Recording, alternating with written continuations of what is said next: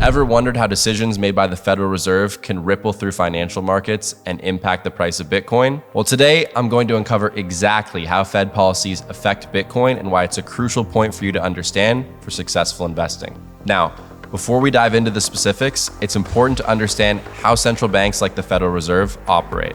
The Fed is the world's most influential central bank, largely due to its size and the reserve currency status of the US dollar. And the Fed's primary objective is a dual mandate of maximum employment and price stability. Maximum employment ensures that as many people who want to work can find jobs. And price stability means keeping inflation at a moderate and predictable level, preserving the purchasing power of money and ensuring economic stability. These two objectives guide the Fed's monetary policy decisions, which include setting the federal funds rate, conducting open market operations, and controlling the supply of money and credit in the economy. So, how do Federal Reserve policies affect Bitcoin? Well, liquidity is the main driver of markets, and monetary policy is the mechanism that the Fed uses to control this liquidity. Let's dive into the three main monetary policy tools that the Fed uses to control the conditions of our economy, which is open market operations, interest rates, and reserve requirements. Open market operations involve the Fed buying or selling government securities in the open market to increase or decrease the amount of money in the banking system. When the Fed buys securities, it adds liquidity by increasing the reserves of banks, allowing them to lend out more money. Conversely, when they sell securities, this reduces liquidity by taking money out of the banking system. During the financial crisis of 2008, the Fed implemented multiple rounds of quantitative easing, or QE, by purchasing large amounts of government securities to inject liquidity into the system. This move helped to stabilize the financial system and created an environment for equity markets to recover to new highs just a few years later. Now, interest rates dictate the price at which banks borrow money from the Fed and each other. For example, the discount rate is the interest rate at which banks can borrow short-term funds directly from the Federal Reserve. Lowering the discount rate makes borrowing cheaper for banks, increasing liquidity, while raising the rate makes borrowing more expensive for banks, which decreases liquidity. The federal funds rate, which is influenced by the Federal Reserve, is the interest rate at which banks lend reserve balances to other banks overnight.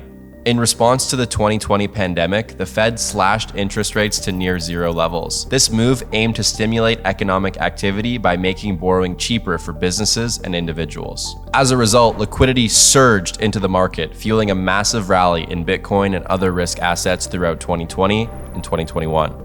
And finally, reserve requirements are the percentage of deposits that banks must hold in reserve and not lend out. Lowering reserve requirements increases liquidity by allowing banks to lend out more of their deposits and vice versa. In March of 2020, the Fed reduced reserve requirements to zero for thousands of banks, effectively freeing up billions of dollars to be lent out. This massive increase in liquidity provided a substantial boost to the economy and created an environment for Bitcoin's price to rise as more money became liquid to purchase the asset. Now that you have an understanding of how monetary policy creates or reduces liquidity, let's expand on what these two situations really mean for financial markets and, more importantly, the price of Bitcoin. Fed policy creates two main scenarios for the market: expansionary and contractionary. Expansionary policies typically involve lower interest rates and increased liquidity, more commonly known as quantitative easing. For instance, during the pandemic, the Fed implemented an expansionary policy by injecting liquidity into the market to combat the economic downturn. A prime example of this QE signal from the Fed is a news headline from March 15th of 2020 that reads, "The Federal Reserve cuts rates to zero and launches massive $700 billion quantitative easing program." And only one day later, Bitcoin, the Nasdaq, and the S&P 500 marked their bottoms before starting their mega rallies into late 2021. During expansionary periods, the increased liquidity from lower interest rates and growth in money supply make Bitcoin an incredibly attractive asset. Investors seek to hedge against inflation and currency devaluation by investing in Bitcoin, which is a fixed supply asset versus the US dollar, which is not.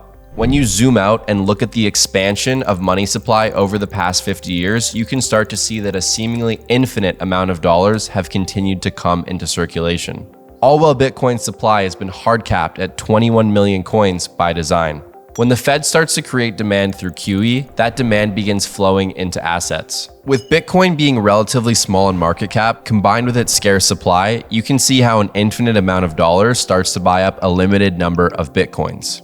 An influx of liquidity through QE also boosts investor confidence, contributing to a bullish market sentiment and upward price momentum. On the opposite end of the spectrum, contractionary policies involve higher interest rates and lower liquidity. This is known as quantitative tightening, or QT. Check out this article from November 3rd of 2021, where CNBC reported that the Fed was about to start tapering bond purchases later that month as it began pulling back on pandemic-related aid. This announcement marked the end of crypto and equity market growth. The Fed's decision to reduce liquidity signaled a policy shift from quantitative easing to tightening, creating a top in the market. During contractionary periods, reduced liquidity and higher borrowing costs usually leads to decreased demand for equities and risk assets like Bitcoin.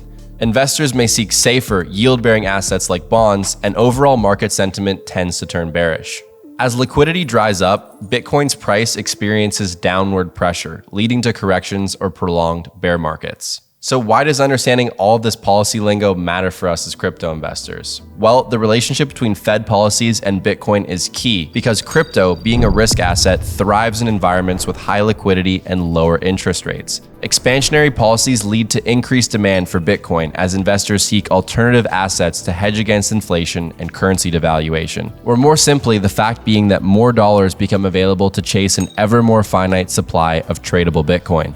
On the flip side, contractionary policies lead to decreased demand as liquidity dries up and the cost to borrow money rises. So here are some practical steps that you can follow to stay in tune with the concepts that I've just gone over. Step 1 is to mark FOMC meetings onto your calendars and analyze their outcomes. These meetings provide insights into current and future monetary policy directions and can help you anticipate market movements before they play out. Remember those 2 headlines I shared above? Those were articles written on statements made at these very meetings, which are public and available for you to watch. Now, step 2 is to diversify your portfolio, not only within crypto, but with all of the assets that you are invested in.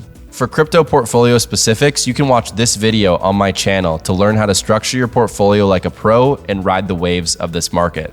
And step 3 is to simply ensure that you stay informed. Follow credible financial news sources and read economic reports as they become published. Understanding the broader economic context will help you to make more informed investment moves and give you much higher degrees of confidence with what you are doing. But if you are looking to skip the learning curve and cut out the research process for all of the above, there is a 4th step that you can take to stay ahead of the curve right now. Aside from making these videos, I run a high-level crypto mastermind group where I cover these topics in depth and provide real-time actionable insights to members. You can click the first link in the description below to learn more about Bull Market Blueprint and book a call with myself and our team of experts. This mastermind is only for serious investors, and if you're the right fit, is the most hands-off way to grow your portfolio with guidance and support directly from me. If you liked today's video, make sure to let me know by leaving a like down below and a comment with what you'd like to see in future videos. And remember, if you're eager to learn more about these topics in depth and start applying them to your own crypto portfolio, click the link below, book a call, and let's get to work. Subscribe for more and follow me on Instagram for daily crypto content. Cheers.